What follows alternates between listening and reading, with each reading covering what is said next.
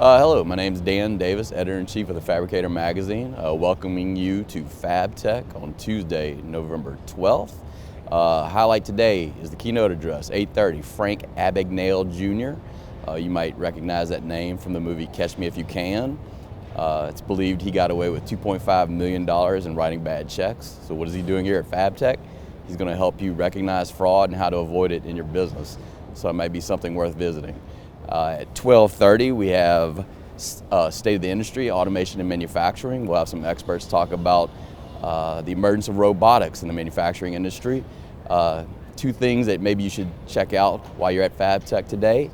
LVD, who is in booth 2140, has their Dynacell robotic press brake.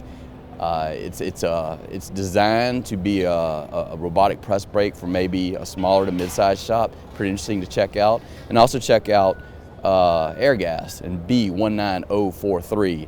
They have robotic welding, and it's from their division ReadyArc.